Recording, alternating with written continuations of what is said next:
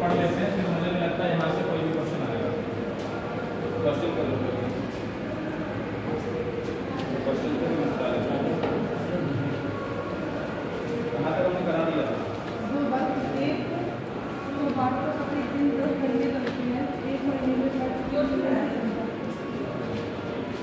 धारा का अब देखो, जैसे कोई तार है तो तार के अंदर क्या होगा, प्रतिरोध। कोई भी तार है उसके अंदर प्रतिरोध होगा। बड़े बुरा दिखाई दे रहा है, कर रहे। अभी बताओ, जब कभी कभी क्या होता है, आज का जो लेक्चर है समझ लो ये पूरा जनरल जो लाइफ है उससे रिलेट है कि स्टेप ऑफ ट्रांसफार्मर क्या होती है, क्या यूज होता है, सारी चीज़ें।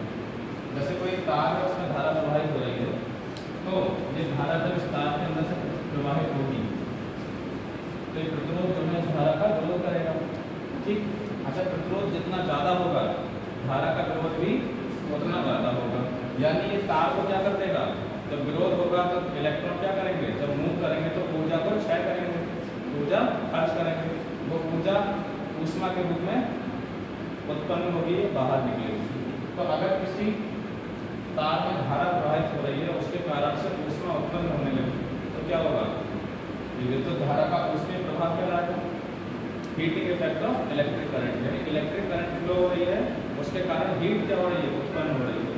जैसे हीटर होता है, हीटर में क्या करते हैं, अब यहाँ पर देखो मैंने बताया था आग जो होता है प्रतिरोध अगर ज़्यादा बढ़ाना है, आग बराबर होता है थोड़े लोगों ने एक होता है, यानी कैसे भी करके मैं लंबाई को क्या करूँ, बढ़ा और उसकी मोटाई को घटा।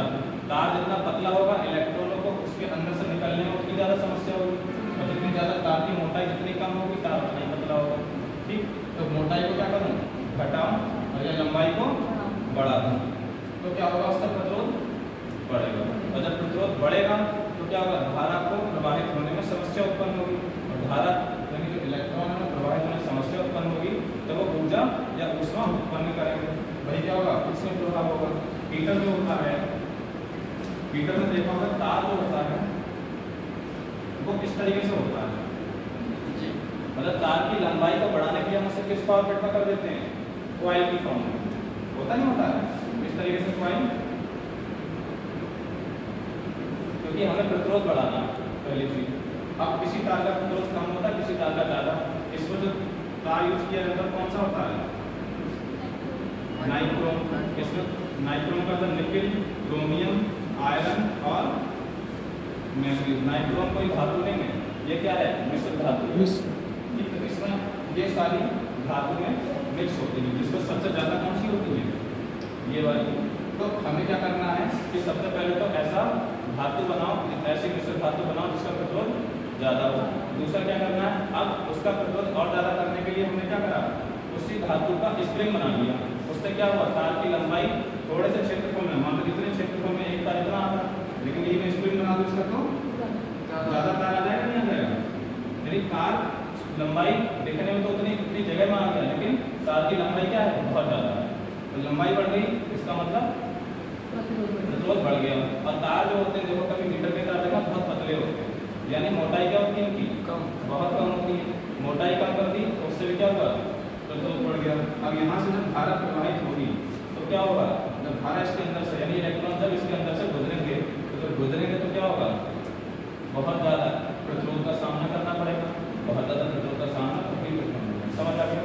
तो हीट जो होती है ऊष्मा से, पहले नोट करो, देखो ये वाला डायग्राम है,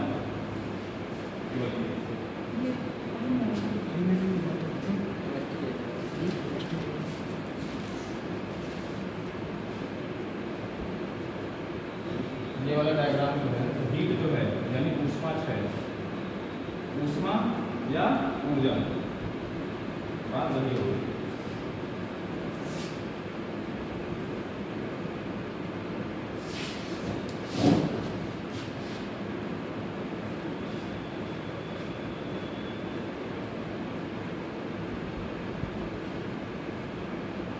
अभी सूत्र कहाँ से आया है वो भी देख लो, अभी एक्सप्लेन कर देते हैं।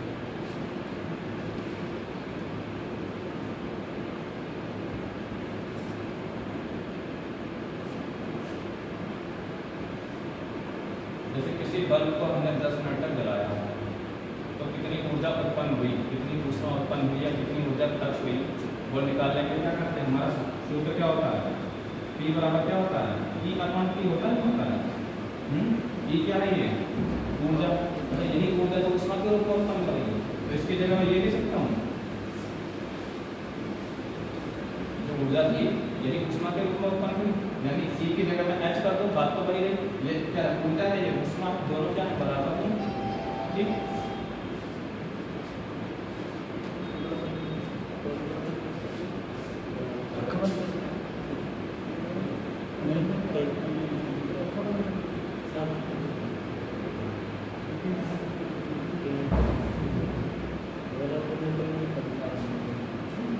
यहाँ से H अपॉन T हो गया, ठीक, E अपॉन T और H अपॉन T।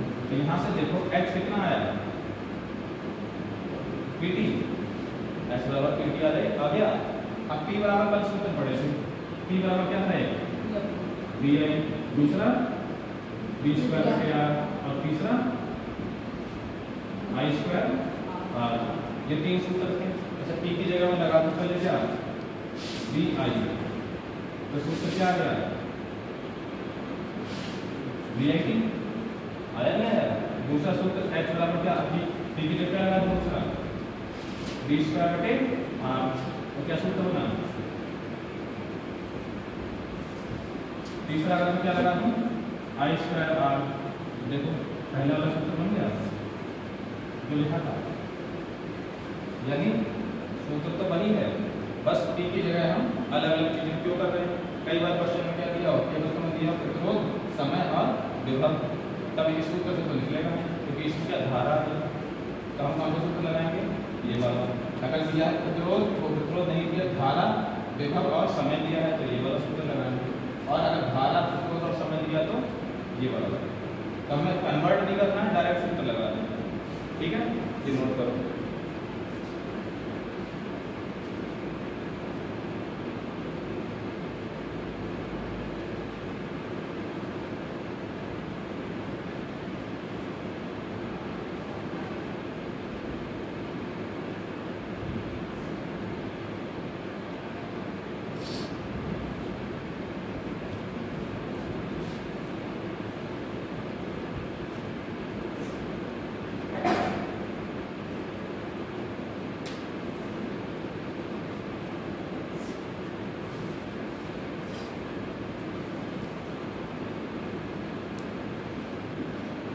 आज की क्लास बहुत इंटरेस्टिंग है, थोड़ा सा दिमाग यूज करना है, बात करने के लिए।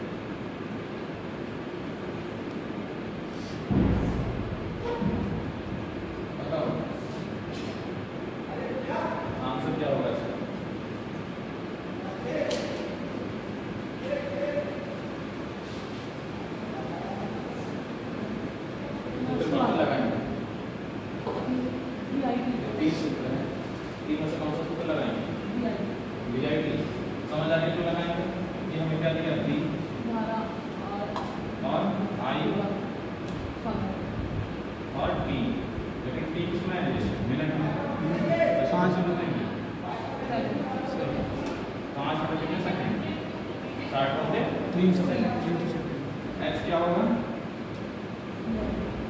ये कितना है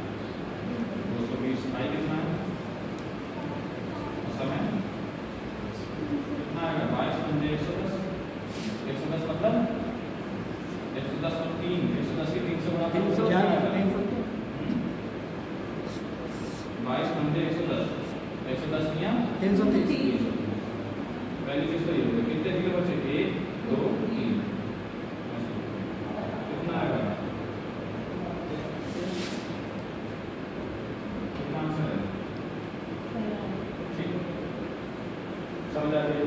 इस तरीके से क्वेश्चन में ध्यान रखते हैं। यहाँ पर अच्छा ऊर्जा ऊष्मा क्षय का मात्रक क्या होगा?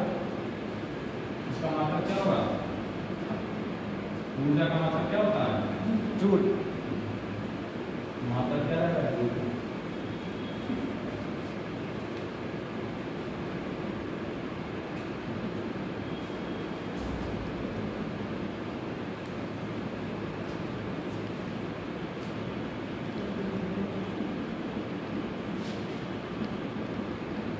ये क्वेश्चन बताओ।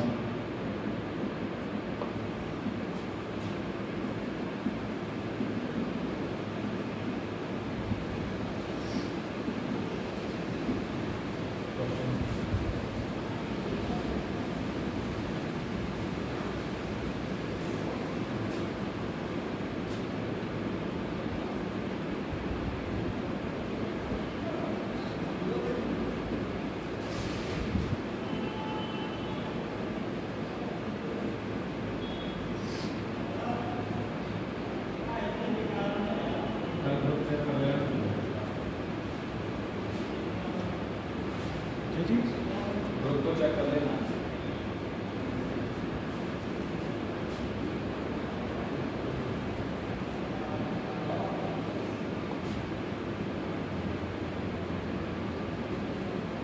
इसका आंसर बताओ।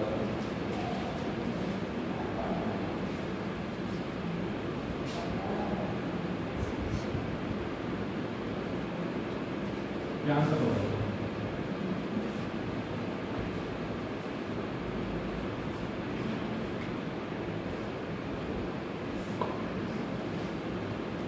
तार दे दिया, आपकी बात मित्रों तो आर नहीं दिया, आर की जगह नहीं है, आर की जगह क्या बोल दिया? आर को नाम दे दिया एक्स, समय कितना दे दिया? टी की जगह क्या बोल दिया? जेड बोल दिया, और वाई क्या दे दिया? धारा, यानी क्या दे रखा है? आर की जगह क्या दिया है? एक्स, और जेड क्या समय यानी टी क्या है? जेड, और धारा कितनी है? वाई। बताओ आंसर क्या होगा?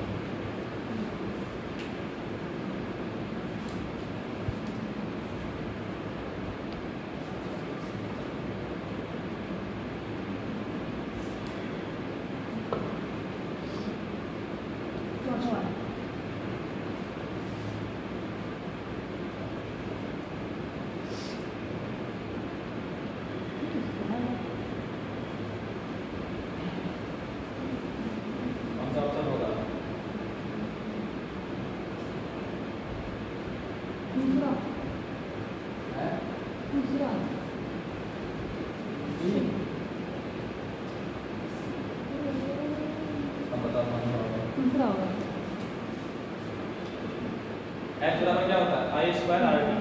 आई कितना है? 22, तो 22 स्क्वायर हो गया।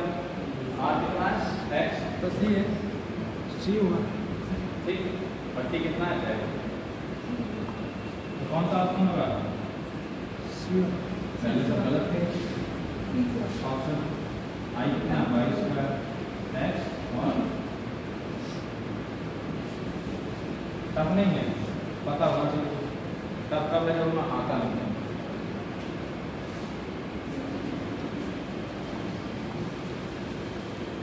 अगला क्वेश्चन,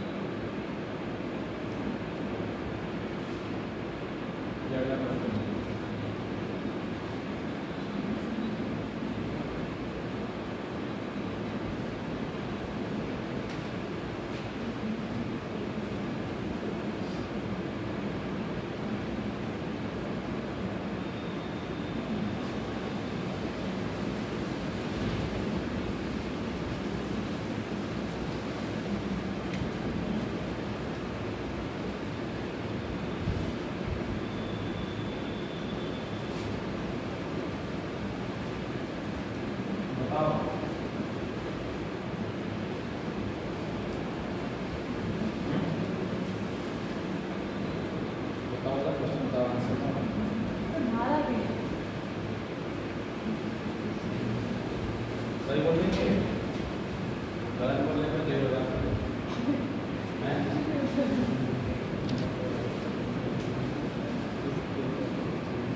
अफगानिस्तान में एक फोटो वायरल हुई थी, पेपर के एग्जाम चल रहे थे, छोटे छोटे बच्चे एग्जाम दे रहे थे और जो सुरक्षा कर रहे थे बंदूक ले गए खड़े हुए थे जो गाड़ी कर रहे थे।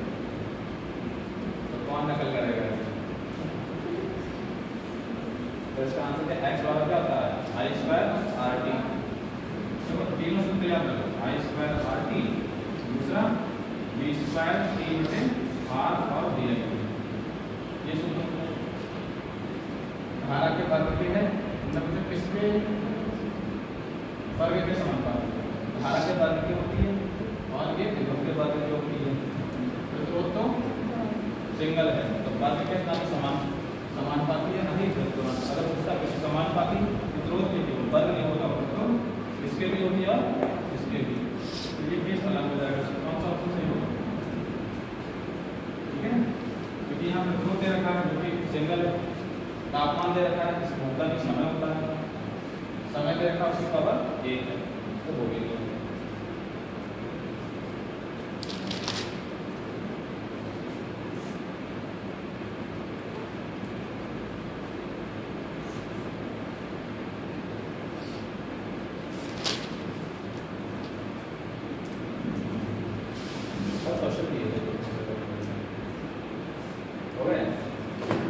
हुए नहीं या करे नहीं? करे थे पर हुए नहीं।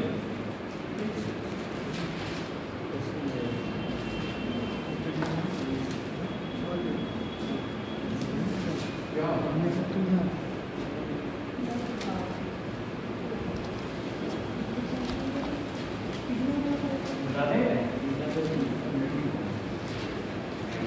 कल क्वेश्चन दिया था, हुआ कि नहीं हुआ?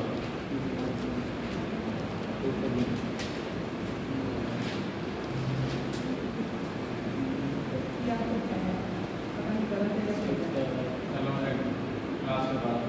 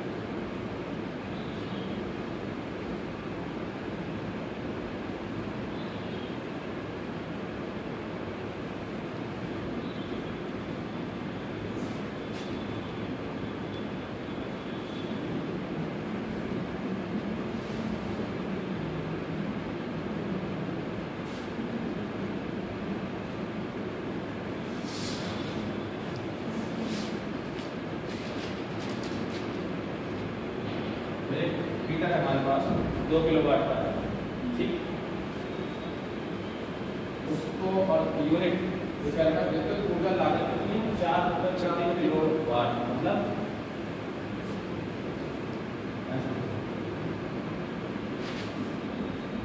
ठीक 4 रुपये प्रति किलोवाट घंटा। क्योंकि क्या विद्युत ऊर्जा का मात्रा किलोवाट घंटा होता है, 1 यूनिट मतलब किलोवाट घंटा। तो 4 रुपये प्रति यूनिट और प्रति यूनिट मतलब किलोवाट घंटा है। 3 घंटे हमने हीटर जलाया तो हमें बताना कितना रुपये खर्च हो गया, हमें कितना बिल पे करना पड़ेगा। तो पहले तो ये देखो कि अगर 2 किलोवाट का हीटर है, 1 घंटे जलाएंगे तो कितनी ऊर्जा, कितना बिल आएगा?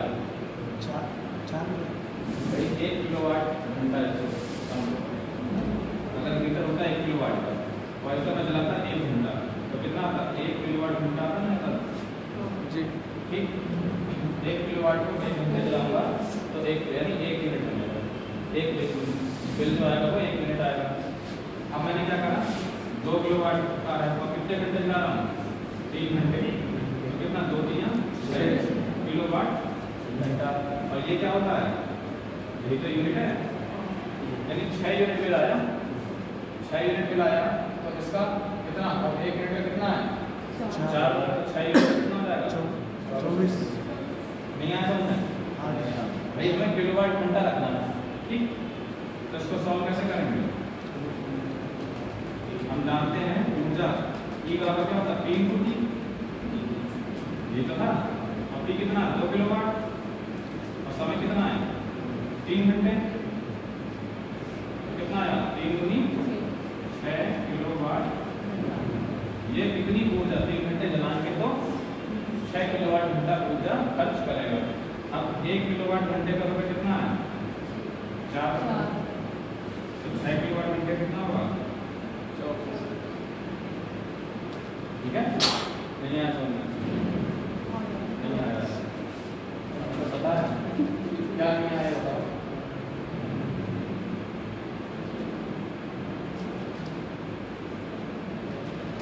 आगे नहीं आया, नहीं आ रहा, कल आएंगे, अब इसके बाद आ जाएगा, क्योंकि इसके बाद क्या करने वाला है, ये समझ आ ही जाएगा, ये समझने वाला है, समझना उसको नहीं है, सीधे सीधे नुमेरिकल होगा, आपको सीधा नुमेरिकल होगा।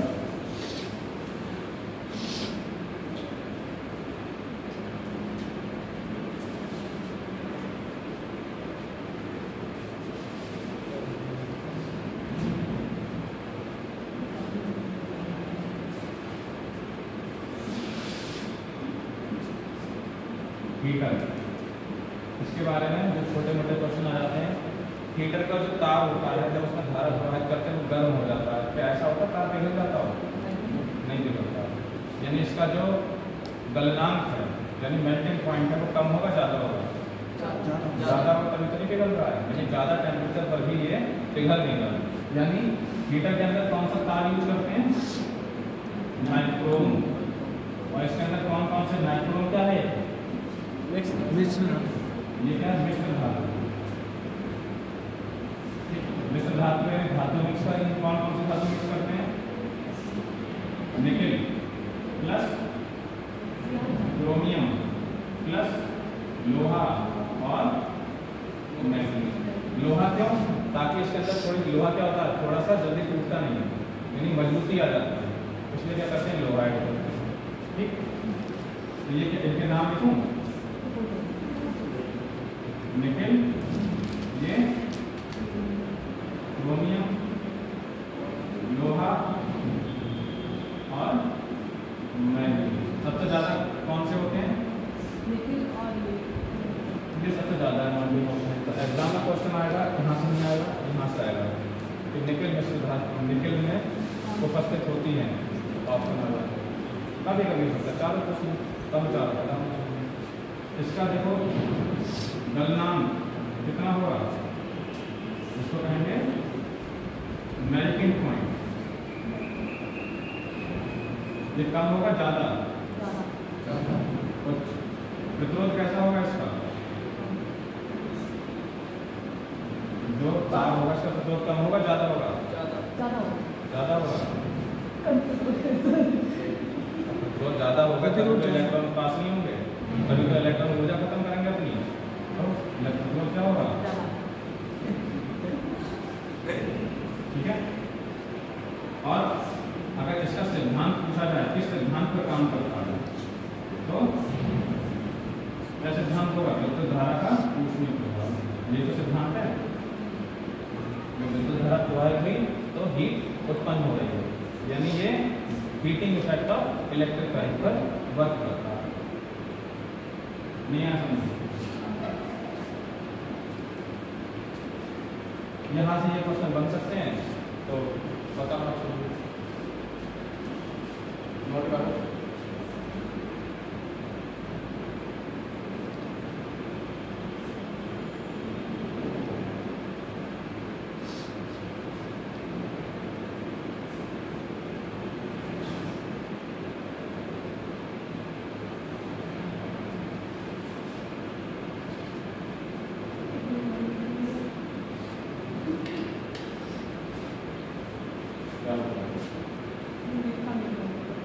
ये लिखा ही इंसान किसने?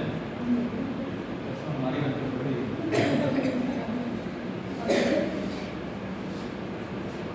सपने थोड़ी आ रहे हैं आगे तुमने कंप्लीट नहीं करा है। विद्युत बल, ठीक, ये हो गया समझ। इसमें तो कोई ये चीजें याद रखनी है, तो समझ समझ आ रहा होगा, आपको समझ आ रहा है? ये तो समझ आया होगा। हाँ, ये तो आ ही जाएगा समझ। विद्युत बल्ब, इसमें क्या होता है देखो, इसके अंदर एक फिलामेंट होता है, फिलामेंट। विद्युत बल्ब के अंदर जो फिलामेंट होता है वो किस धातु का बना होता है? टंगस्टन का। टंगस्टन या टंगस्टन। टंगस्टन है, पढ़ोगे ऐसे, लेकिन होता क्या टंगस्टन बोलते हैं, टंगस्टन नहीं, टंगस्टन। टंगस्टन का होता है। तो बताओ इसका प्रतिरोध कैसा होगा?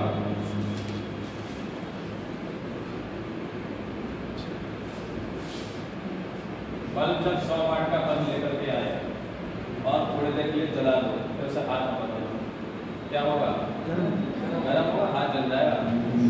यानी अच्छी खासी ऊष्मा उत्पन्न करता है। ठंड में क्या करते हैं, 100 वाट की बल्ब जला देते हैं, कमरे बंद कर दिए, 100 वाट का बल्ब जला दिया। यानी इसका जो फिलामेंट है उसका प्रतिरोध कम होगा या ज़्यादा होगा? ज़्यादा। पहली चीज प्रतिरोध कैसा होगा? ठीक। अब जो बल्ब लेकर के आते हो, उस बल्ब का जो अंदर फिलामेंट होता है, जैसे मान लो 220 वोल्ट की सप्लाई है और 220 वोल्ट सप्लाई आ रही है, फिलामेंट का टेम्परेचर होता है वो कितना पहुंच जाता है? 2500 डिग्री सेंटीग्रेड तक। ठीक है, उसके बावजूद वो पिघलता नहीं।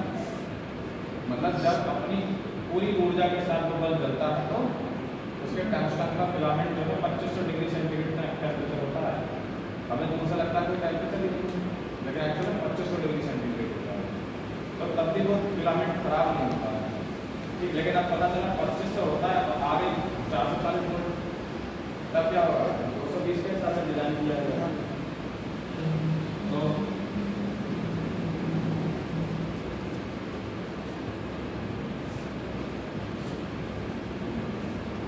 पूरी तरह से ग्लो करता है तो उसके फिलामेंट का टेम्परेचर कितना होगा?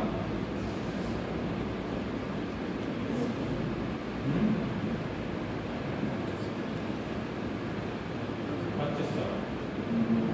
अगर 25 और 100 बना के, ठीक, फिलामेंट का टेम्परेचर है तो सीधी सी बात है, इसका जो गलनांक होगा, मेल्टिंग पॉइंट होगा फिलामेंट का, वो इसका ज़्यादा होना चाहिए। होगा नहीं होगा? मेल्टिंग पॉइंट कितना होता है? शॉर्ट लिखते हैं एमपी ऑफ टंगस्टन है।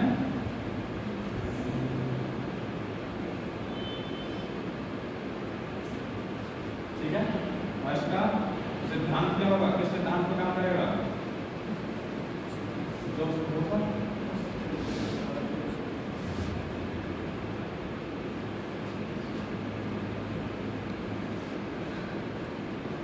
यहाँ से जैसे क्वेश्चन आएंगे वो यहाँ आएंगे। अब टंगस्टन मिश्र धातु नहीं है, टंगस्टन है धातु।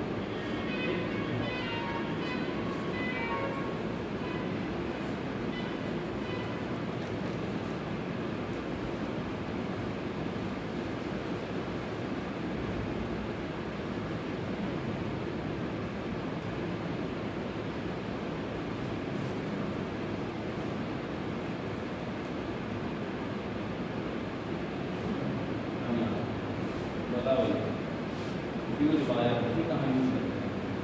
ये तो बताएगा कोई भी कहाँ यूज करते हैं यूज वायर?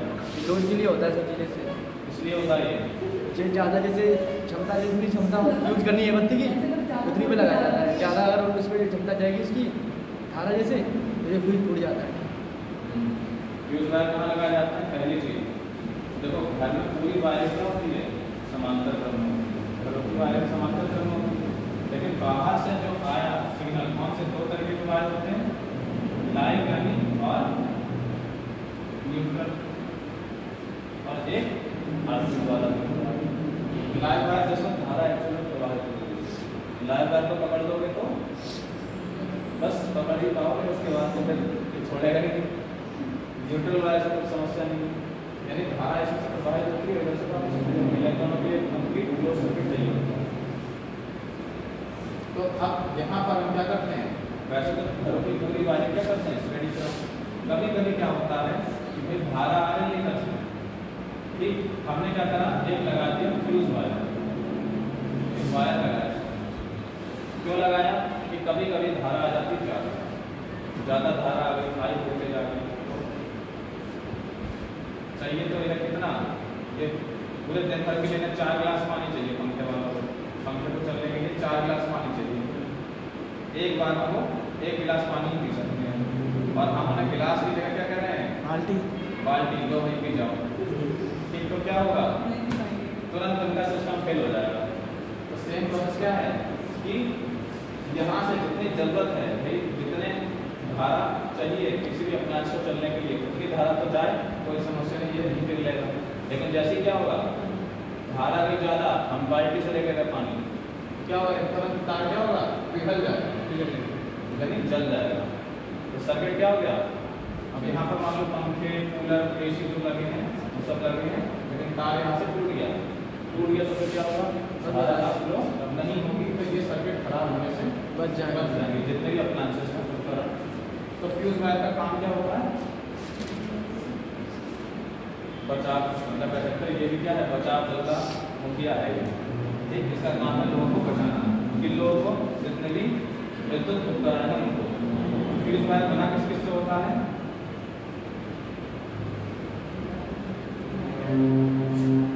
कई बार लेड को बोलते हैं, पीवी और टिन को, ठीक, इनसे मिलकर बना होता है। इसमें एसएन जो होता है वो ज़्यादा मात्रा में, करीब 67 या ऐसे होता है, 67%, और ये होता है करीब 43% होगा, 33% होगा, जो भी 33% अगर ध्यान भी नहीं तो अभी बता देंगे कितना होता है। लेकिन फिलहाल ये मान के चलो, ये क्या होता है, ज़्यादा, और ये ज़्यादा मात्रा का होगा, ये कम मात्रा का होगा। तो लेड और टिन को मिला करके जो धातु बनती है, मिश्र धातु, वो क्या है, फ्यूज वायर। अब फ्यूज वायर में प्रतिरोध कैसा होगा बताओ सर, कम होना चाहिए, ज़्यादा, कम, प्रतिरोध कम रखेंगे तो धारा ज़्यादा जाएगी। ठीक, जैसे मतलब एक फिक्स प्रतिरोध रख दिया, जैसे धारा ज़्यादा गई इसमें से तो वो जल जाएगा, नहीं चलेगा, वो जल जाएगा, क्योंकि उस प्रतिरोध कम है, धारा ज़्यादा प्रवाहित होगी तो धारा क्या करेगी, उसमें जैसे ज़्यादा धारा गई, हमने कहा ये 2 एम्पीयर तक के लिए डिज़ाइन करा है, ये फ्यूज वायर जो है 2 एम्पीयर तक के लिए डिज़ाइन किया है, 2 एम्पीयर तक की धारा जा रही तो कोई समस्या नहीं। लेकिन जैसे धारा ज़्यादा जाएगी तो उसमें ज़्यादा क्षय होगी, उसमें ज़्यादा क्षय होगी तो फिर क्या होगा, तार जल जाएगा। ठीक, तो लिखो इसमें तो कैसा होगा, तो इसका कुछ भी रखना चाहिए, निम्न में तो समस्या होगी।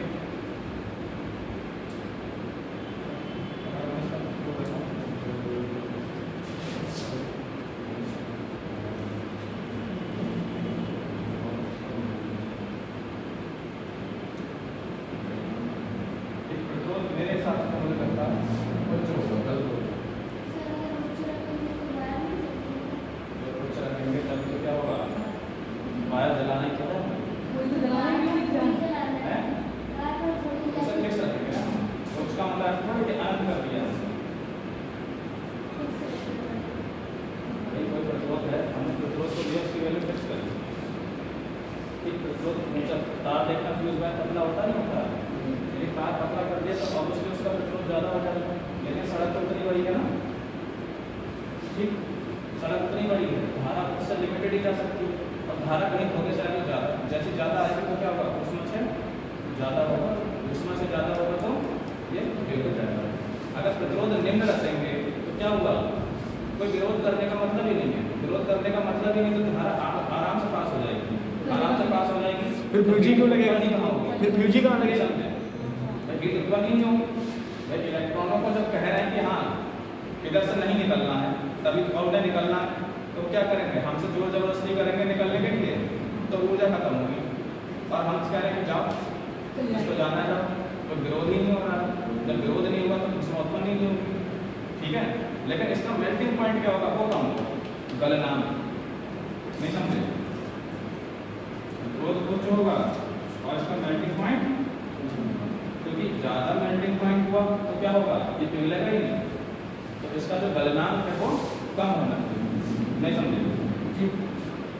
अगर गलनांक ज़्यादा हुआ, टेम्परेचर पहुंच गया 100 डिग्री सेंटीग्रेड, धारा प्रवाहित थी 100 डिग्री, तार गल ही नहीं रहा है, पता चला अंदर के सारे तार गल गए घर के, वो तार नहीं गला। ठीक है, जिस तार से मेन तार से जा रहा था वो तार नहीं गला, बाकी अंदर के उपकरण सारे गल गए। तो ऐसा वायर को हम यूज़ नहीं करेंगे, हीटर का वायर यूज करते तो क्या होगा, उसका कोई समस्या नहीं, कितनी भी धारा चली जाए, लेकिन अंदर सब समस्या हो जाएगी। इसीलिए क्या होता है, कभी कभी जब हाई करंट या हाई वोल्टेज आता है तो प्रतिरोध उच्च होगा और मेल्टिंग पॉइंट कम होना चाहिए। मेल्टिंग पॉइंट जैसे ही कम होगा, यानी कि एक निश्चित टेम्परेचर पर पहुंचा, तार गल गया, उसके ऊपर जैसे तापमान होगा तार गल जाएगा। ठीक है, इसे कहाँ किस क्रम में लगाते हैं,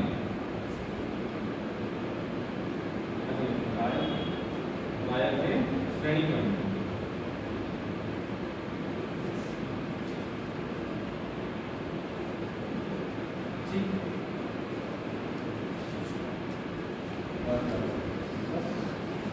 ये क्या है, ये भी किसमें काम करेगा, सिद्धांत क्यों है इसका, विद्युत धारा का ऊष्मीय प्रभाव। ठीक,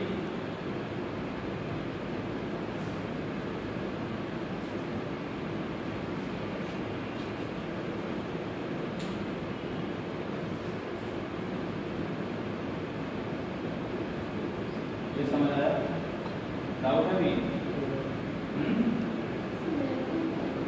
मेल्टिंग पॉइंट क्या होता है, मेल्टिंग पॉइंट वो होता है जैसे लोहा है, पिघलाना है लोहा, तो लोहा ऐसा तो नहीं मोमबत्ती लोहा रखा नीचे मोमबत्ती जला के पिघल जाएगा लोहा, हमें कोई तापमान देना पड़ेगा, तो निश्चित तापमान, उस तापमान के बाद वो लोहा पिघलना स्टार्ट होगा।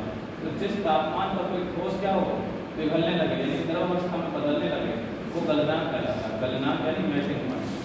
ठीक है, यानी ये क्या है, ये क्या है, गलनांक, यानी जिस पर ये लोहा है जो भी धातु क्रिस्टल धातु जो कुछ है वो गले, ठोस क्या हो द्रव में परिवर्तित हो जाएगा। ठीक हो गया। एक और पॉइंट में आता है इसमें, वो आता है चालकता। इसके नीचे चालकता कैसी होगी इसकी, कम होगी, कम चालकता, आराम से इलेक्ट्रॉन पास होना चाहिए ना इसमें। कंडक्टिविटी देखो क्या होती है, ऐसे समझो, चालकता किसके ऊपर होती है, चालकता जी क्या होता है, प्रतिरोध के व्युत्क्रमानुपाती। प्रतिरोध कैसा है, ज्यादा, तो चालकता कम।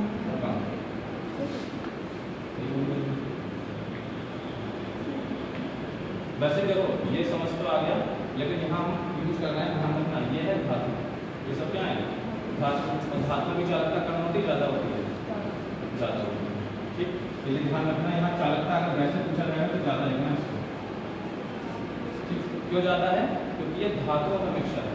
अगर हम अधातु की बात करेंगे तो प्रतिरोध तो ज़्यादा ही होगा, बहुत ज़्यादा, लेकिन यहाँ पर प्रतिरोध इतना ज़्यादा नहीं होगा कि हम इंसुलेटर में पहुँच जाए।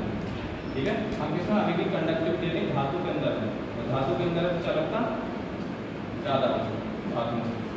धातुओं की चालकता सबसे ज़्यादा होती है, अधातुओं की सबसे कम।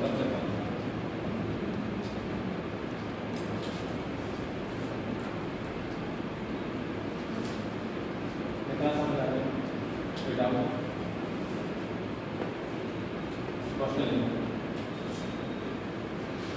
निम्न में से कौन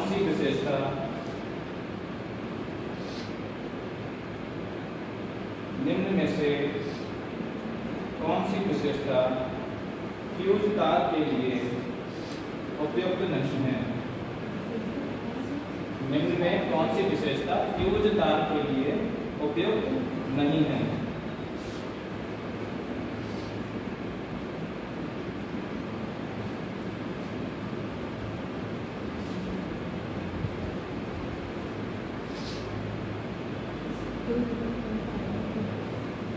इसका ऑप्शन दूसरा,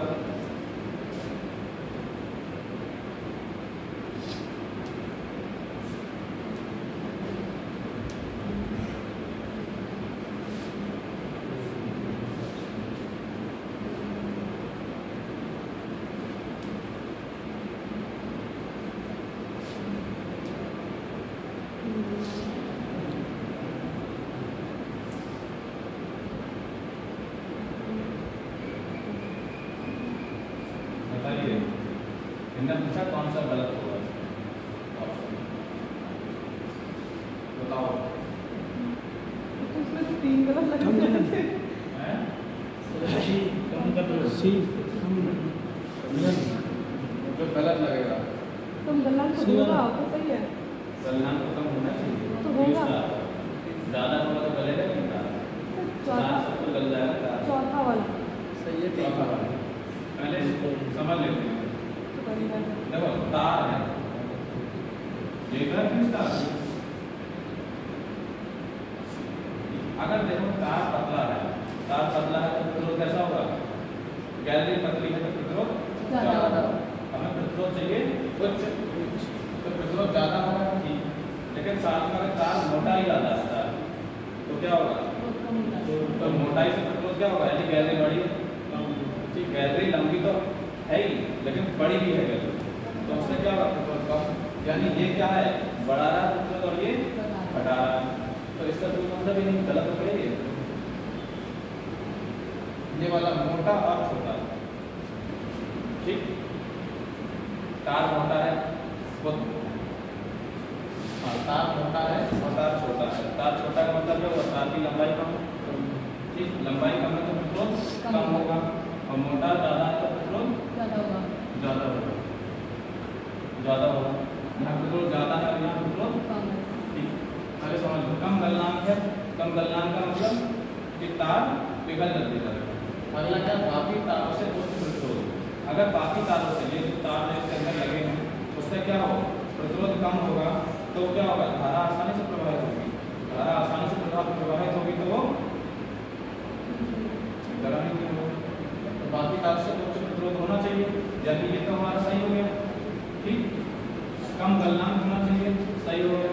समस्या है पतला और मोटा, मोटा और छोटा, ठीक। तार पतला हो और मोटा हो, अपन देख लेंगे, ठीक, सही है।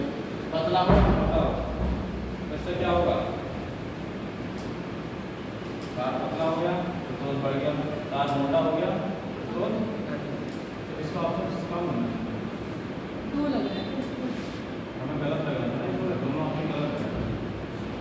तार पतला हो कम मोटा हो तब सही है, ठीक। तार पतला हुआ जिसकी लंबाई ज़्यादा होगी। गड़बड़ नहीं लगा तुम लोग? पतला भी होगा, मोटा भी होगा। तो गड़बड़ लग रहा है इस क्वेश्चन में, क्योंकि लंबाई और मोटाई दोनों की बात होनी चाहिए। हमें तो इसमें गड़बड़ लग रहा है, क्योंकि बात नहीं सकते इससे गड़बड़ और सर इसमें ऑप्शन भी तो दो मिले हुए ऐसे तो दिख रहे है। हैं। हो सकता है इसका ऑप्शन गलत हो, हम तो कर देंगे अपने हिसाब से, लेकिन ऑप्शन के हिसाब से ये हो सकता है एग्जाम में ऐसे क्वेश्चन आया है, तो हो सकता है हमने या तो कुछ गलत नोट कर दिया है, एक बार में से क्रॉस चेक कर लेंगे। और हम यहाँ पर इसमें अपने हिसाब से ऑप्शन चेंज कर दें तो सही तो हो जाएगा, लेकिन एग्जाम में नहीं आता। ये क्वेश्चन जितने भी प्रीवियस क्वेश्चन होते हैं तो हम देख लेते हैं सब्जेक्ट वाइज कि कहाँ कहाँ से क्वेश्चन आए हैं, वो चीज़ें नोट कर लेते हैं, ठीक। जैसे कुछ क्वेश्चन आए भी कहाँ हैं तो उसके देख लीजिए। अब चैप्टर है तो एक चैप्टर का ऐसा तो नहीं है कि एक ही एग्जाम में सारे हैं, तो जितने भी एग्जाम में क्वेश्चन आए हैं उनको देख लीजिएगा, कहाँ कहाँ कौन कौन से हैं उनको ढूंढना ही पड़ता है, ठीक है। एक जगह ऐसा नहीं कि हर एक जगह मिल जाएंगे, प्रॉपर सोर्स नहीं मिल सकता, ठीक है। तो इसको चेक कर लेंगे, कुछ गड़बड़ लग रहा है।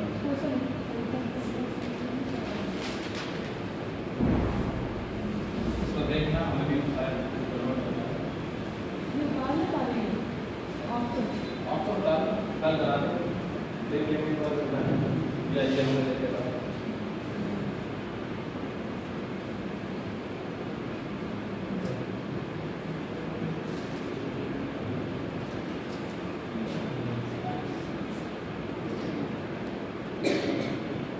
प्रश्न नहीं मोटी, विद्युत बल्ब में जो गैस यूज होती है वो कौन सी गैस मिल जाती है? इसमें विद्युत बल्ब में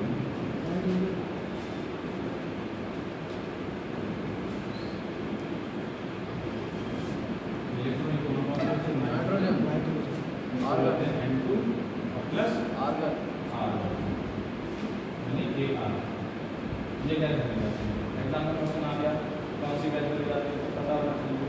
हम कोई भी हवा मार के कर देंगे कि खूब हो जाती है उससे हमें और पता होना चाहिए। क्वेश्चन आए क्यू स्टार की विशेषता है, क्यू स्टार की विशेषता क्या है? उच्च प्रतिरोध और कम दरदाना। क्वेश्चन लिखवाएगा नहीं, ये तो नोट्स पढ़ रहे हैं तो नोट्स में आएगा कैसे? ठीक, क्यू स्टार के मिश्र धातु से बना होता है तो किससे बना होता है? Lead plus tin, TV plus SN. ऐसा क्वेश्चन आ गया था सर, कोई समस्या नहीं? लैंड कौन सा वाला होता होगा? लैंड कौन सा होता होगा? लेड टीवी ये होता क्या है? शीशा। शीशा देखा है? ये वाला शीशा नहीं, दूसरा होगा। दूसरा ये एक तरीके से जल्दी का सामान। तो क्वेश्चन आ गया कि कौन सी मिश्र धातु का होता है? तो टीवी प्लस एसएन। ठीक है, फिर उसका है श्रेणी क्रम में जुड़ा होता है, उदासीन क्लास में जुड़ा होता है, तो कौन से जुड़ा होता है? श्रेणी क्रम में जुड़ा होता है। और कौन से? Live virus. इसको ले लो, नोट करके लाइव वायरस लिखवा दिया आपने? लिखवा दिया। ये बिना श्रेणी क्रम में लाइव वायर यानी विद्युत में वायर जुड़ा होता है। ठीक, ये ऐसे क्वेश्चन आएंगे तो ये क्वेश्चन हो भी जाएंगे। विद्युत फीडर में क्या यूज होता है? ये क्वेश्चन है।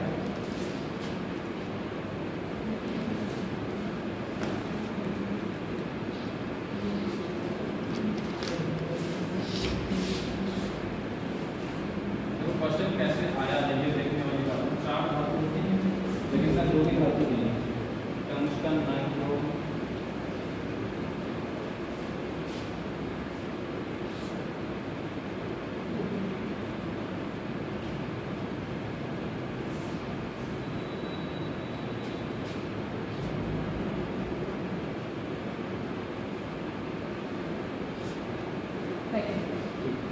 कौन सा होता है?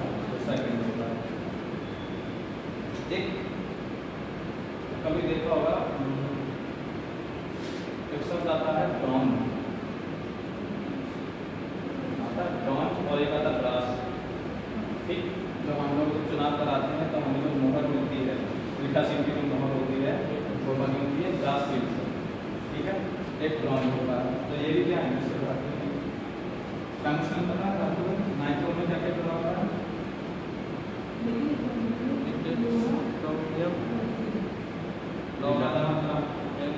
स्टील में क्या करते हैं? लोहे में क्या मिलाते हैं?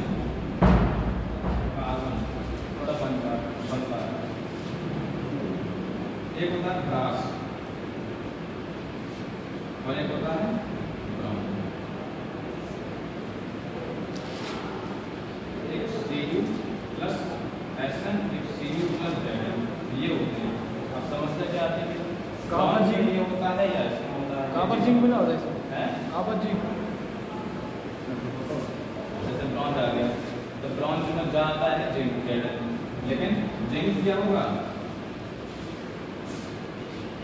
उल्टा उल्टा। ब्रॉन्ज में जा आता है तो जिंक नहीं होगा, जिंक दूसरे वाले हैं, ब्रास में होगा। ब्रास में ब्रॉन्ज में क्या हुआ? Cu प्लस एसएन, ये होगा। नोट करो।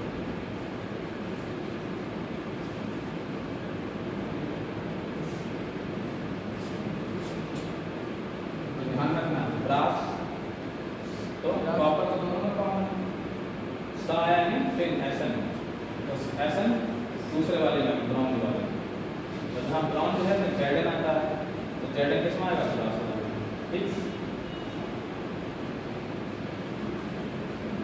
इसमें साइन वाइन उसमें उल्टा है, एक दूसरे के विपरीत है। उल्टा उल्टा है, तभी तो हमने याद करके कई बार क्वेश्चन आता था ब्रॉन्ज धातु धातु है तो Cu प्लस जेडन कर दिया, आपका नाम से मार्क दिया, वो बता होगा नहीं होगा? ऐसी गलती ना हो, इसलिए अभी कर लो, इतनी गलती करो।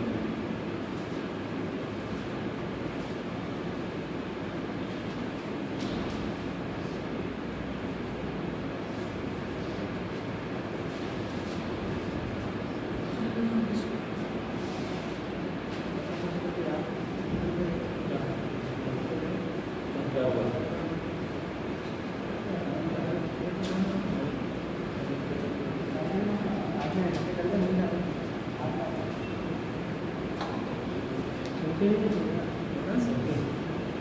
समझ आ गया?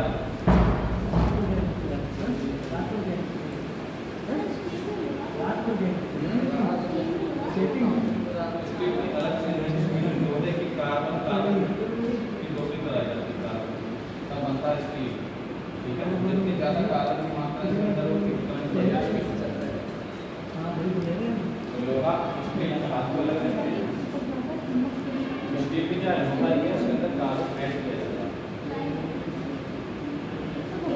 खाली वगैरह होती है चिमक की जरूरत नहीं आती है और जाती है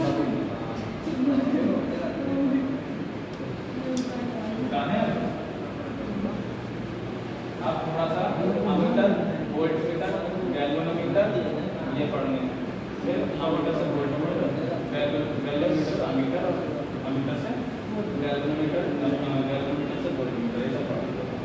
ये एग्जाम में आ जाता है क्वेश्चन तो सब पढ़ेंगे। इसके बाद चैप्टर में अमीटर जल्दी जल्दी पढ़ते थोड़ा सा। अमीटर का काम क्या होता है? इधर देखो सुन लो थोड़ा सा। अमीटर जो होता है उसका काम क्या होता है? धारा मापता है जी। पहली चीज धारा मापता है, दूसरी चीज कहाँ लगाते हैं? जब अमीटर मान लो हमारा क्या है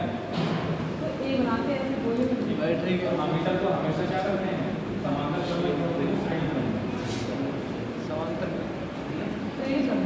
श्रेणी क्रम में समांतर क्रम में। श्रेणी वही समांतर। इसके तार के एंड पे इसके साथ इसका एंड जुड़ा नहीं जुड़ा इस वाले का और फिर इधर यानी ये अलग अलग होता है जब तार की लंबाई बढ़ रही नहीं बढ़ रही है।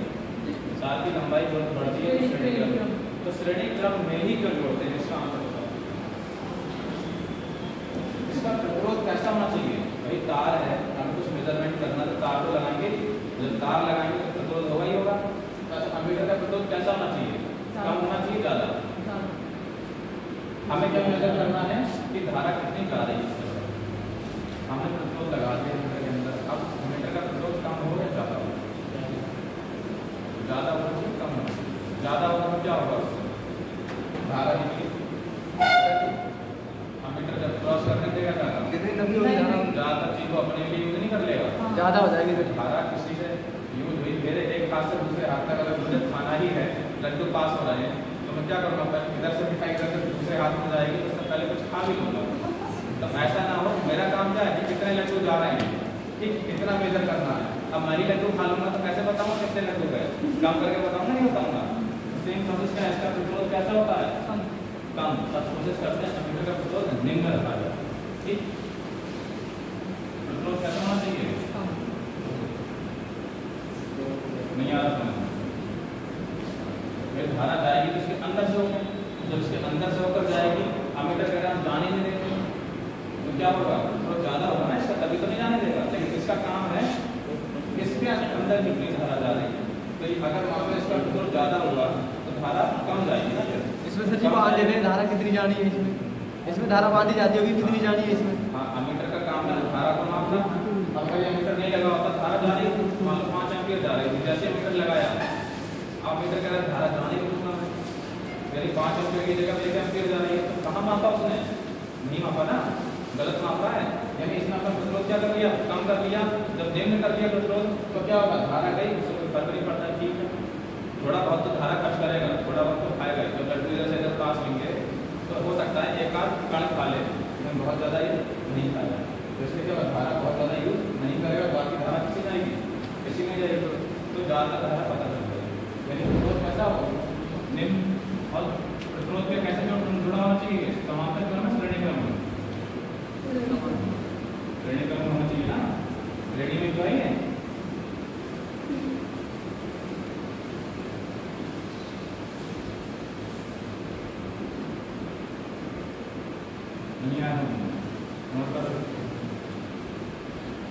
क्वेश्चन आ जाता है कि किसी पर्पस में अमीटर जुड़ा होता है, अमीटर वोल्टमीटर जुड़े होते हैं। अमीटर को हमेशा किसमें? श्रेणी क्रम में जुड़ा जाता है। ठीक,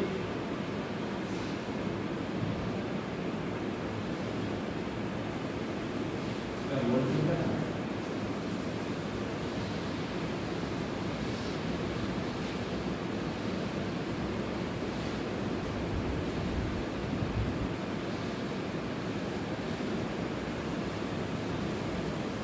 अगर मान लो कह दिया जैसे कहते हैं आदर्श व्यक्ति है, मतलब हर मामले में बढ़िया है। ठीक, पुरुषोत्तम कहा गया है श्री राम जी को, क्यों कहा गया? वो सभी गुण में क्या थे? उनके सभी गुण बढ़ जाते हैं, लेकिन हर कोई तो नहीं है, हर कोई क्या कोई नहीं है। सिंपल सी चीज़ है, ऐसी क्या अमीटर नॉर्मली क्या कर रहा है? धारा का काम मापना है, लेकिन थोड़ी बहुत धारा का यूज अपने अंदर कर लेगा क्योंकि प्रतिरोध है इसके अंदर। आप ऐसा में कर लेके आओ आदर्श, मतलब धारा का अपने अंदर कोई यूज ही ना करें, ऐसा प्रैक्टिकली संभव है? नहीं है भाई, कोई ना कोई तार तो लगाएंगे, तार लगाएंगे तो प्रतिरोध होगा ही होगा। यानी आदर्श अमीटर का प्रतिरोध कितना होता है? 0 ऐसा तो पॉसिबल ही नहीं, लेकिन फिर भी आइडियल कंडीशन तो रखते ही है। ठीक है, अब देखो वोल्टमीटर,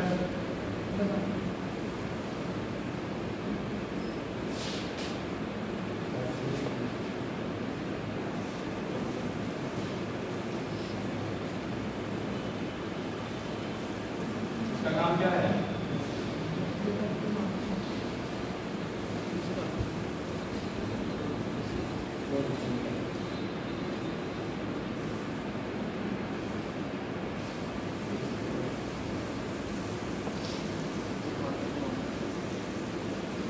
प्रतिरोध के सिरों के बीच जो विमानतर है ऐसी अंतर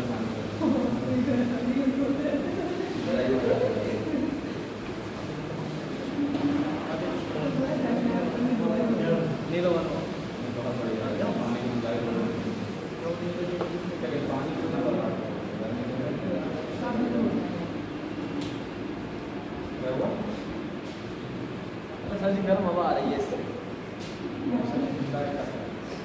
मौसम नहीं सर, ये ऐसे तभी अच्छा लगता है जब हवा चलती है, वैसे थोड़ा और समस्या तो है। तो प्रतिरोध के सिरों के विभवांतर,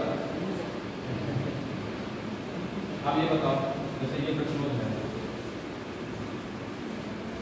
ठीक, तो अक्सर देखा होगा विभव क्या होता है? वोल्टमीटर ऐसे जोड़ते हैं भाई, अमीटर जोड़ते हैं इस तरीके से, यहाँ पर समांतर श्रेणी क्रम और वोल्टमीटर को समांतर क्रम में क्यों जोड़ते हैं?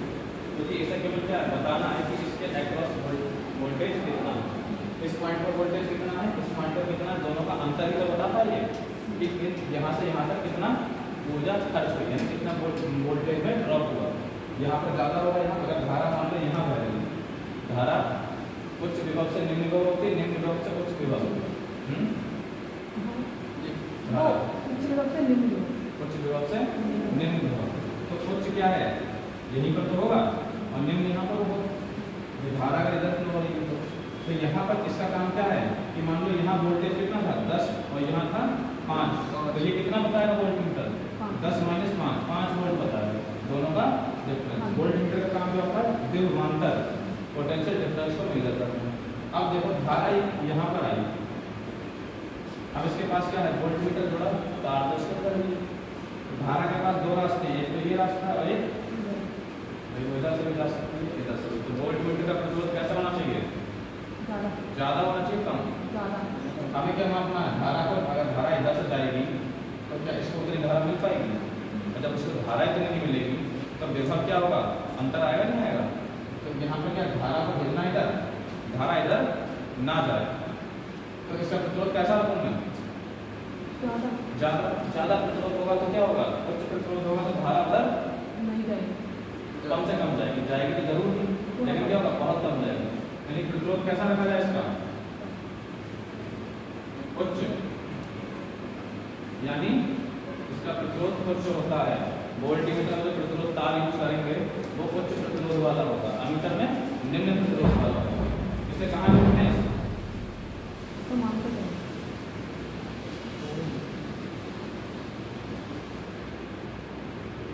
ठीक, इसको समांतर क्रम में ही जोड़ेंगे। ठीक,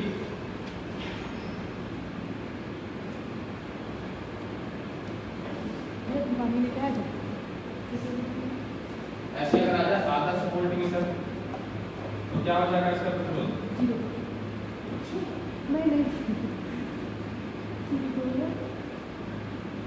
प्रतिरोध इसका 0 था ना, इसका थोड़े 0 होगा। ये क्या है? लेटर हुआ मेरा लेटर हुआ है अनंत। प्रतिरोध क्या है? अनंत। यानी इसका प्रतिरोध इतना हो कि धारा प्रवाहित हो ही ना इसके अंदर, ठीक है।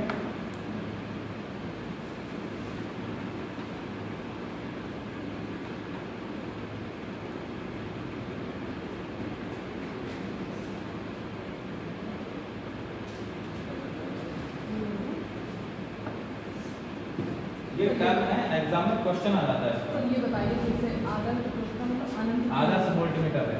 आदर्श वोल्टमीटर क्या है कि इसका काम है यहाँ पर इन दोनों सिरे पर भी विभव मापना। अगर मान लो धारा इसके अंदर से भी गई तो यहाँ पर विभव को प्रॉपर नहीं माप पाएगा ना, कुछ तो धारा का उपयोग वो भी कर रहा है, धारा का उपयोग कर रहा है, विभव का भी उपयोग कर रहा है। यानी 10 वोल्ट यहाँ था, 5 वोल्ट यहाँ था, 5 वोल्ट नहीं दिखाएगा फिर वो, मतलब 4.8 लिखा है, 4.5 लिखा है या 4.9 लिखा है, तो एक्चुअल तो नहीं दिखा रहा है। इसलिए क्या है, आधा साधन ऐसा व्यक्ति हम मतलब अपने कायदे कानून का पक्का है तो वो क्या करेगा, वो पूरा दिखाएगा, पूरा दिखाएगा कि इधर से धारा पास होगी ही नहीं, इधर वाले से धारा पास होगी नहीं, यानी धारा सीधे इसमें जाएगी।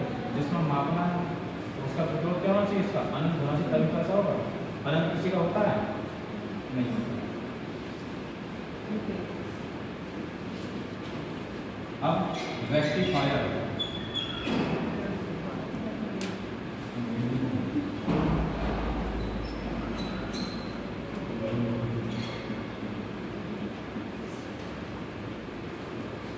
दिष्टकारी बोलते हैं, दिष्टकारी।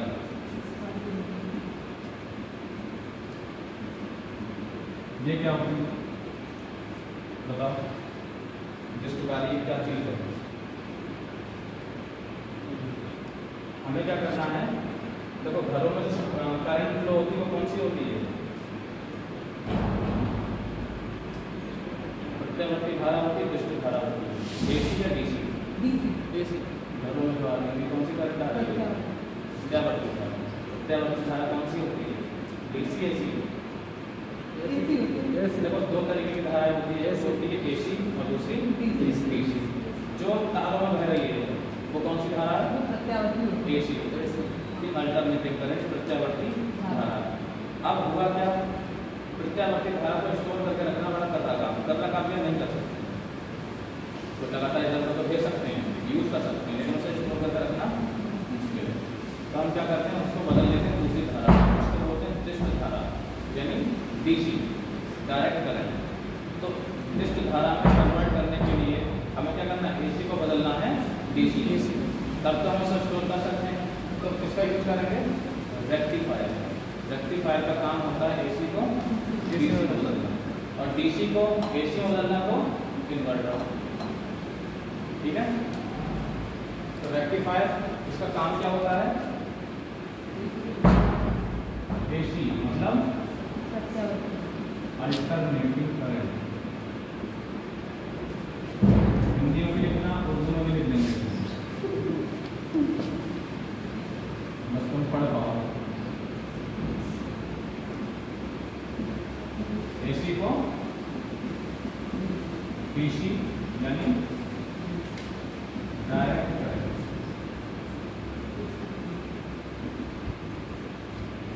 तो बोलेंगे दिष्ट धारा में बदल, डीसी को डीसी में बदल, ठीक है। पहला काम लिखते रहो।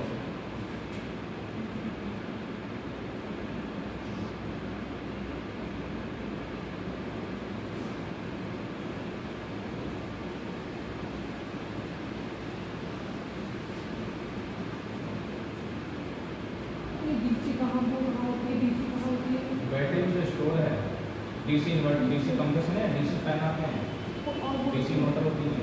और पैनल में क्या होता है, ये होती है पैनल होता नहीं है, तो पैनल जो सोलर पैनल होता है वो बैटरी में तो स्टोर करते हैं और डायरेक्ट भी चला देते हैं, डायरेक्ट पंखे चला देते हैं। तो उसमें हम लगाते क्या है, कन्वर्टर भी लगाते हैं। पहले डीसी से एसी, एसी से डीसी। मान लो फैन जो है वो डीसी फैन है, तो वो डीसी पर ही तो चलेगा, एसी पर तो नहीं चलेगा। ये पंखे कैसे हैं सब, एसी वाले हैं। एसी वाले तो घरों में सप्लाई आ रही है, वो एसी वाली आ रही है। हमने क्या करा, पहले से स्टोर कर लिया, जब लाइट नहीं है तो उसके लिए उस समय हमने स्टोर कर लिया बैटरी में, किसमें, डीसी में कन्वर्ट कर दिया। फिर बाद में लाइट चली गई तो क्या करा हमने, अब चाहिए हमें पंखा चलाना है तो फिर से इन्वर्टर से क्या करा, इन्वर्टर का काम है डीसी को एसी में बदलता है और फिर पंखा चलना है। ये डीसी पर नहीं चलेंगे, ये एसी चलता है, इन्वर्टर से चल रहा है वैसे बैठे बाद में बैटरी चला हुआ है। कन्वर्ट हो जाती है। चल नहीं जाते, लाइट चली जाती है तब भी चल जाते हैं। इनके अंदर लगे होते हैं ना कन्वर्टर लगे होते हैं, ठीक, कभी तुम देखना उसके अंदर कन्वर्टर लगे होते हैं, डायरेक्ट नहीं चला सकते, ठीक है। तो कंपनी से लग के आते होंगे ना, हैं? ये कंपनी से लग के आते होंगे। हाँ सब चीज़ कैपेसिटर इसके अंदर लगा होता है, कंडेंसर बोलते हैं। तो बाइक तो अगर डिब्बी होती है हाँ? अब एसी जो होती है, नहीं नहीं भैया काम जैसे करते हैं इसका। डीसी में क्या होता है, इलेक्ट्रॉन जो होते हैं वो मूव करते हैं, यानी इसमें इलेक्ट्रॉन जो होते हैं वो गति करते हैं,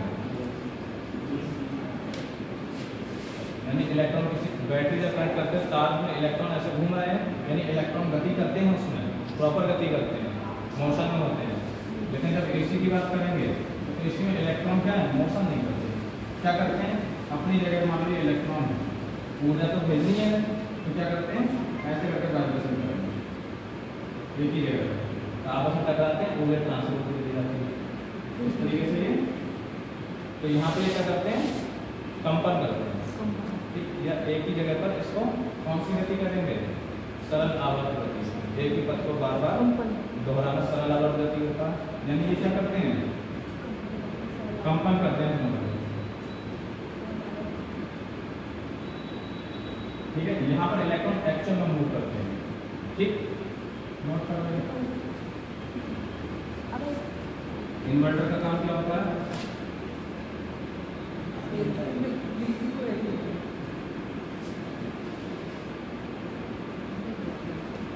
एक नोट ये भी कर दो, इसका जो आवृत्ति सुना, आवृत्ति फ्रीक्वेंसी,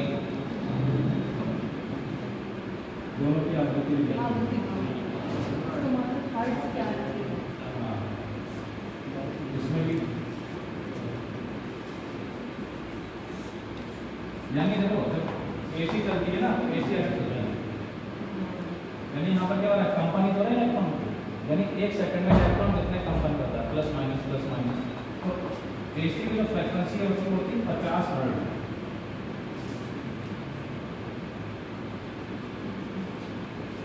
ठीक है।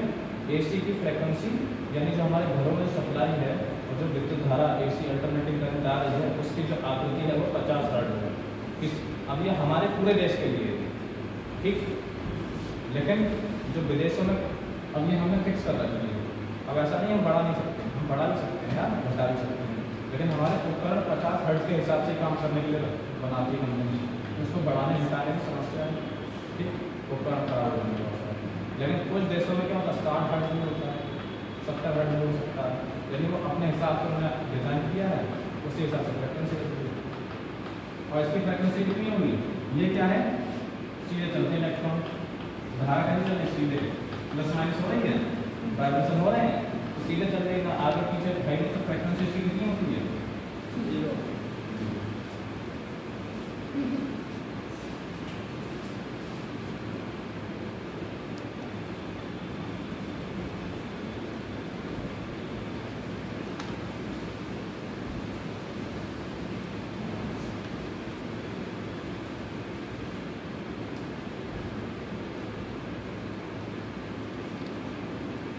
समझ आ गई,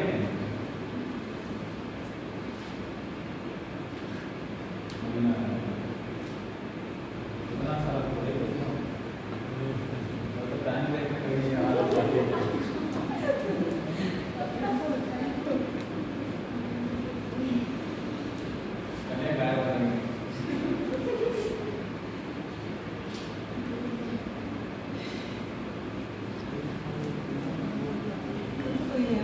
ट्रांसफार्मर, इसके बारे में थोड़ा ठीक, कितने प्रकार के होते हैं ट्रांसफार्मर, 2 बताना,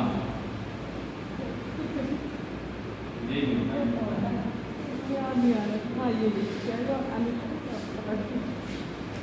और ये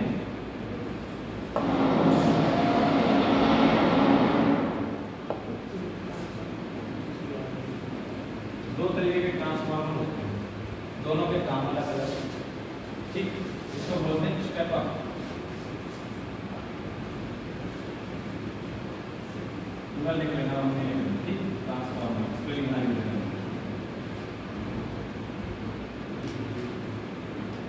इसको बोलते हैं स्टेप ऑफ ट्रांसफार्मर और इसको स्टेप डाउन। बड़े बड़े उद्योगों में लगते हैं सर ये, बड़े बड़े उद्योगों में लगते हैं ये नहीं, इससे मतलब वो होती है, लाइन होती है, लाइन के लिए लगते हैं ना। समझ आया। स्टेप ऑफ कहाँ यूज करते हैं, जैसे कभी कभी देखो खेतों में किसी को 11,000 1 लाख वोल्टेज की लाइन है, तो धारा कहाँ से कहीं और से भेज रहे हैं और अपने सिटी में भेज रहे हैं, तो कहीं दूर तक ट्रैवल कराना होता है धारा को, तब ऊंचाई ट्रांसफर, स्टेप अप ट्रांसफर, इसका काम क्या होता है, ये विभव को क्या करता है, बी को बढ़ाता है और आई को कम करते हैं। और ये मतलब बिलों को घटाता है और आई को। अब मान लो विभव में 11,000 वोल्टेज की लाइन आ रही है, हमारे शहर में पहुंच गई, जहाँ तक हेडर था विद्युत स्टेशन वहाँ तक पहुंच गई धारा। अब हमें क्या करना है, भेजनी है घरों में, तो घरों तक जो ट्रांसफार्मर है वहाँ तक तो आ गई था। अब उसके बाद क्या करना है, घरों में भेजते 10,000 वोल्टेज की लाइन, 11,000 वोल्टेज की, तो हमें क्या करना होगा, तो वोल्टेज को कम करना होगा, क्योंकि हमारे घरों की सप्लाई कितनी होती है, 220 वोल्ट। तब हम क्या करेंगे, उस वोल्टेज को कम करेंगे, उस वोल्टेज को कम करेंगे तो हम करेंगे स्टेप डाउन ट्रांसफार्मर, यानी ये बी को क्या करेगा,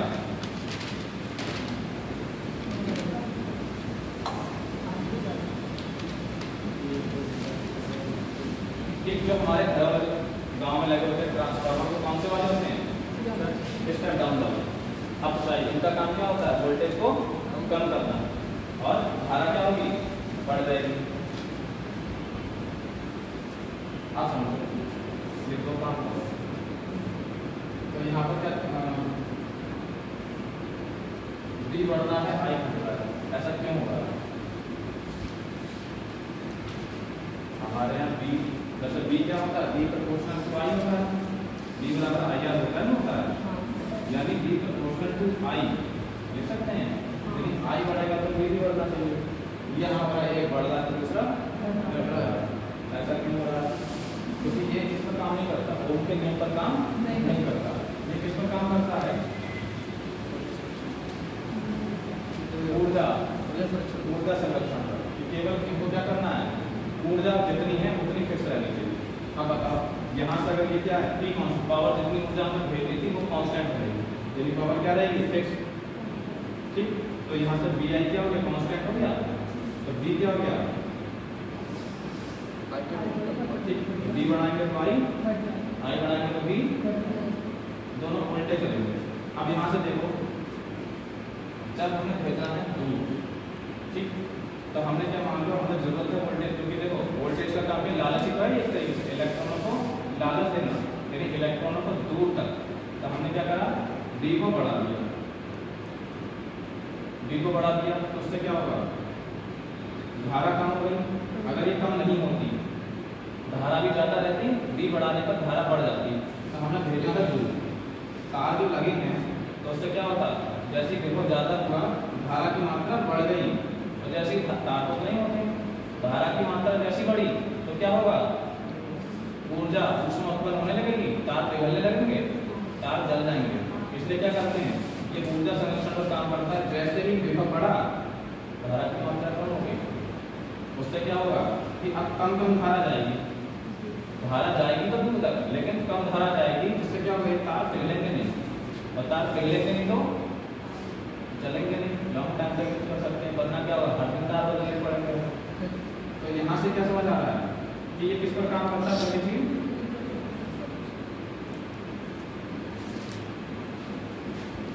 क्वेश्चन आ सकता है कि ट्रांसफार्मर किस संरक्षण पर काम करता है, तो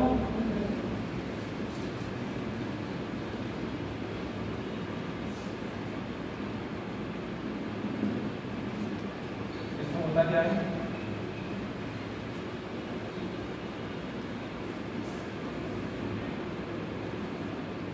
इस तरीके से देखा हुआ ट्रांसफार्मर, कॉइल बनी होती है, एक कॉइल ये, एक कॉइल ये, और बीच में क्या होता है, ठीक, तो इसको बोलते हैं प्राथमिक या प्राइमरी कॉइल। कॉइल को क्या बोलते हैं हिंदी में,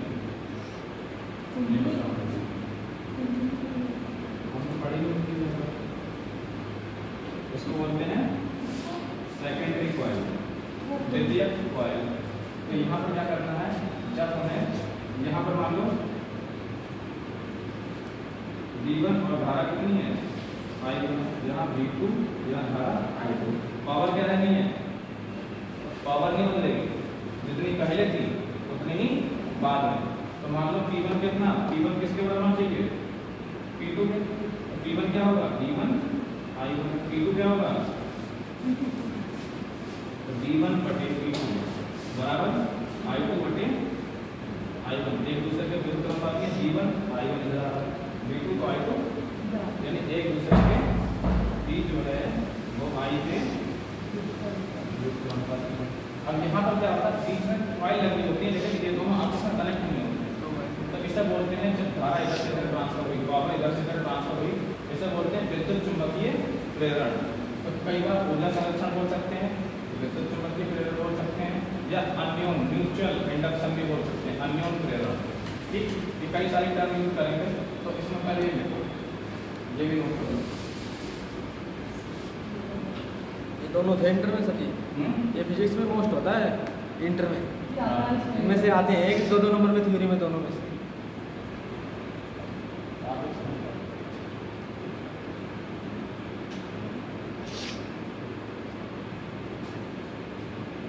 एक जे, दो जे, एक बीस्टोन से तो होता है, वैसे जरूर आता है ये क्वेश्चन।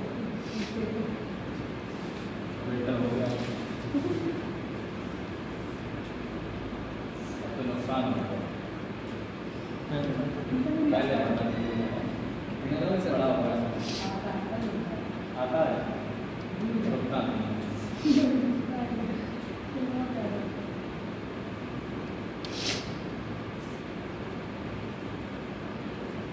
पढ़ाई हुआ तो गलत हो जाता है सभी कभी, जो पढ़ रखा हुआ तुमने सही से कोई तो गलत हो जाता है कभी कभी।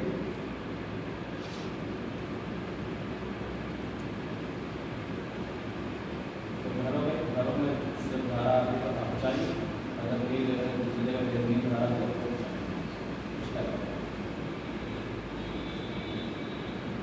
मेरी बोल में ज़्यादा अच्छा लग रहा है, इसका कुछ करता हूँ चाहिए चाहिए दोनों सब लोग दोनों में इसमें नहीं होता जाता। सोडियम क्लोराइड लेके जाना मान लीजिए, तो क्या होगा, आँखों में लगा देंगे सोडियम क्लोराइड।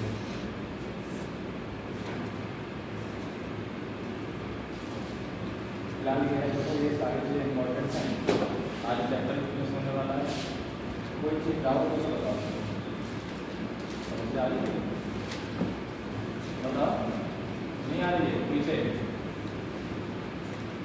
अरे बताओ, जबरदस्ती थोड़ी बता देंगे आपको, समस्या देंगे थोड़ी बताएं।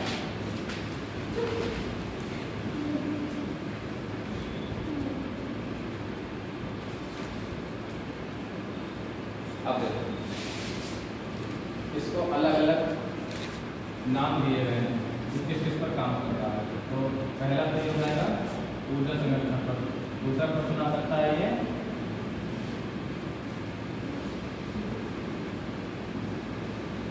किस सिद्धांत पर काम करता है, विद्युत चुंबकीय प्रेरण का सिद्धांत। ठीक, या अगर ये नहीं आया तो बोल सकते हैं वो अन्योन प्रेरण।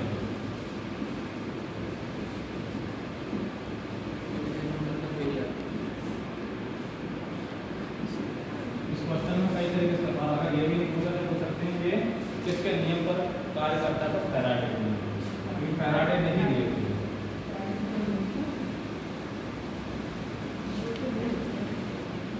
ठीक है, ये टर्म चारों से कुछ भी आ जाए, चारों से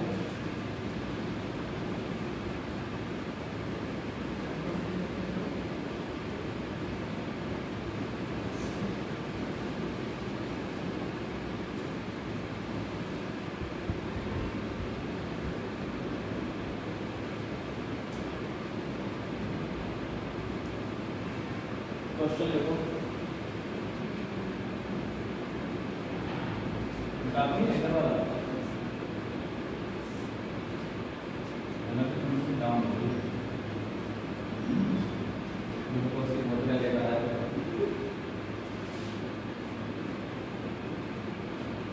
पहला क्वेश्चन है कौन सा कथन सही है? क्वेश्चन है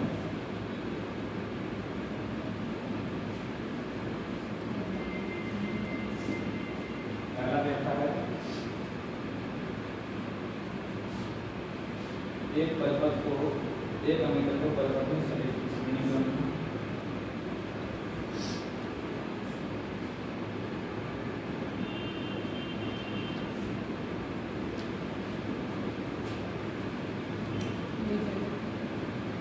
ये सही है।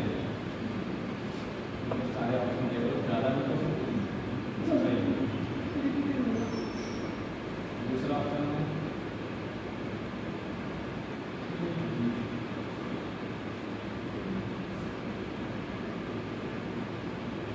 पूरा पूरा नहीं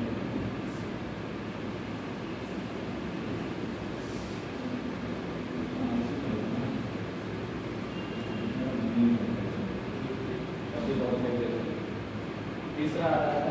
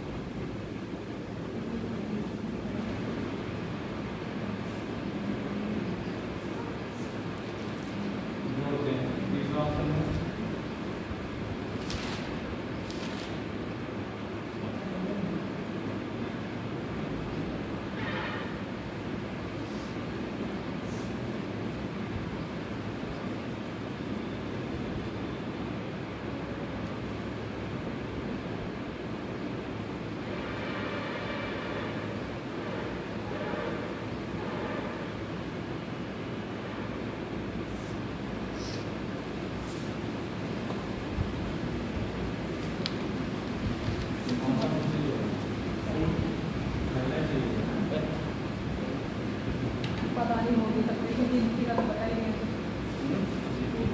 हो सकता नहीं हो सकता नहीं तो पहला सही है पता है। पहला सही है बाकी सब गलती होंगे तो नहीं और पता। पहला ऑप्शन पढ़ो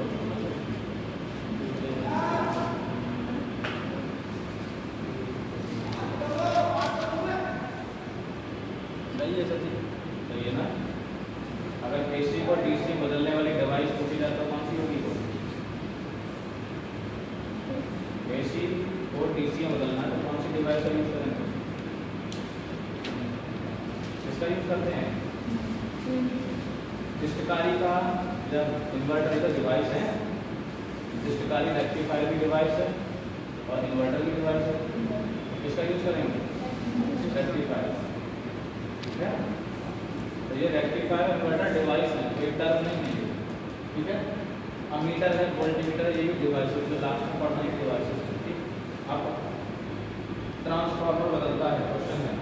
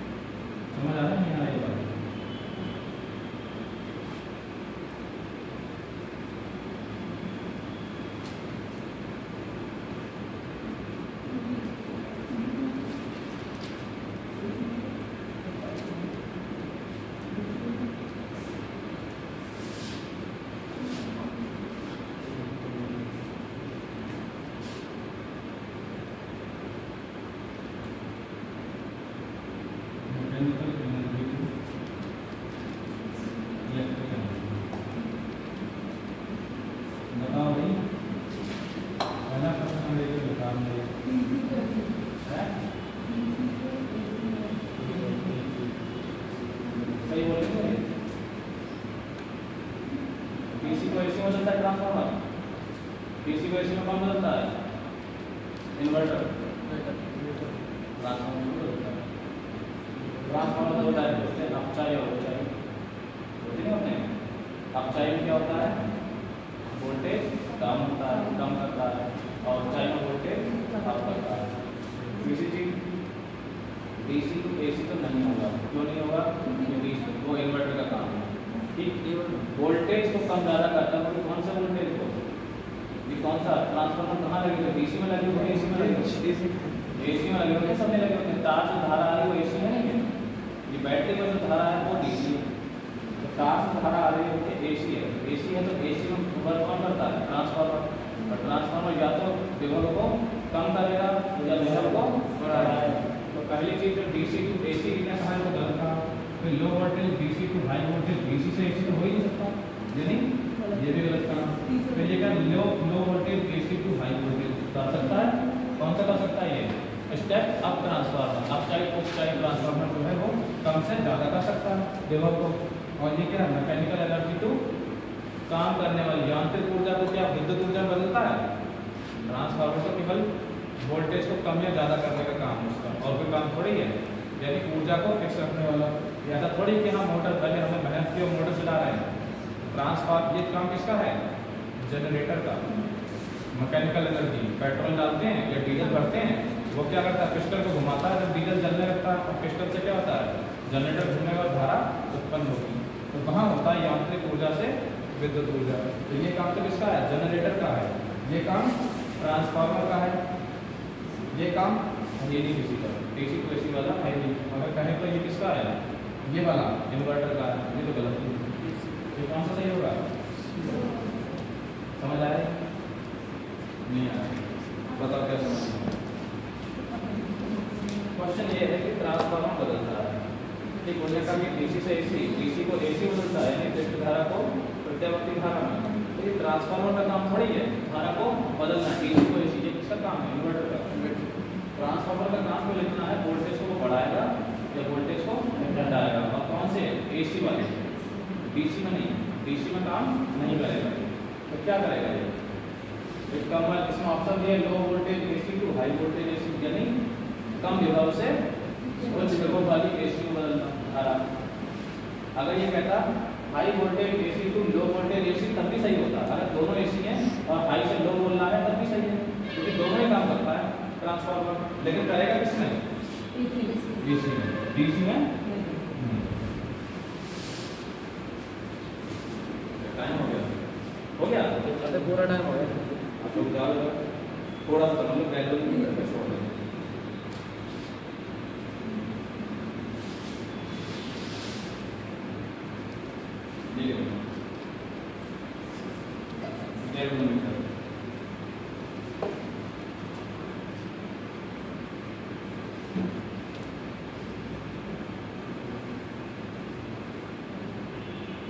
अमीटर वोल्टमीटर है, एसी डीसी दोनों पर काम करता है, ठीक है।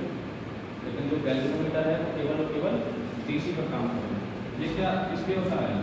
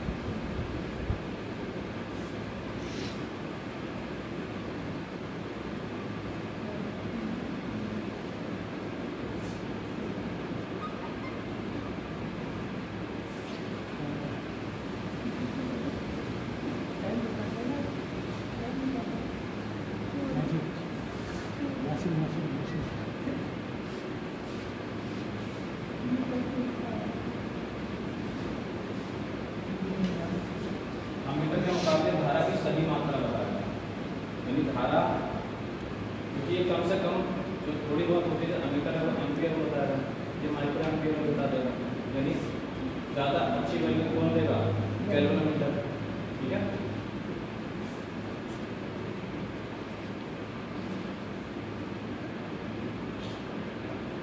दो तीन मिनट की क्लास और देखो तो चलेगा, बढ़ ही जाएगा। कल का ग्रुप में देखते हैं।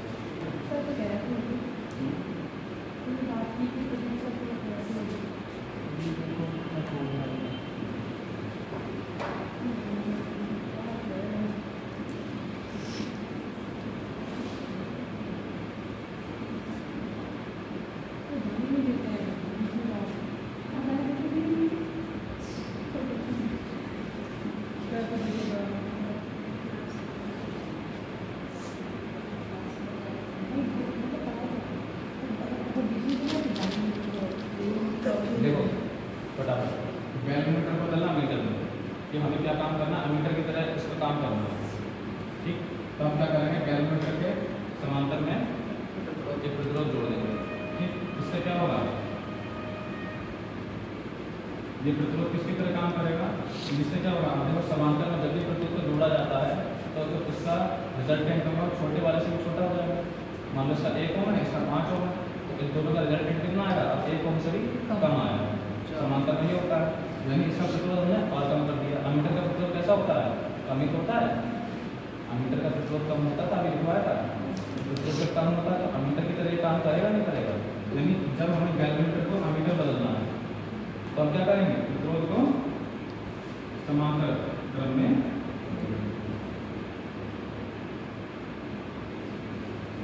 किसमें जोड़ेंगे, किसके समांतर क्रम में, गैल्वेनोमीटर। ठीक है, इसके जी के समांतर में जोड़ो। ठीक है, दूसरा, जब प्रतिरोध कभी भी समांतर क्रम में जोड़ा जाता है तो उसे बोलते हैं शंट। ठीक, इस प्रतिरोध को क्या बोलेंगे, शंट। कई बार क्वेश्चन आ जाता है शंट किसे कहते हैं, तो किसी भी डिवाइस के समांतर में प्रतिरोध जोड़ दें तो वो प्रतिरोध शंट की तरह काम करेगा, यानी प्रतिरोध और कम हो गया। ठीक है,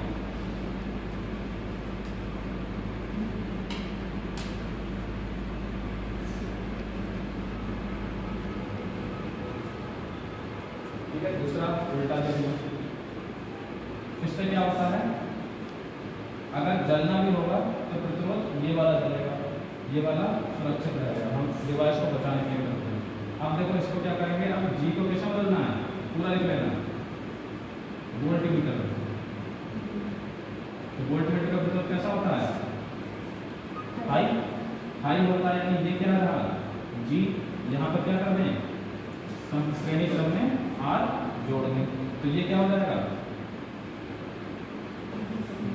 वोल्टमीटर की तरह काम करेगा। प्रतिरोध आर को कैसा जोड़ेंगे, श्रेणी क्रम। ठीक है, इससे क्या होगा, टोटल जुड़ जाएगा।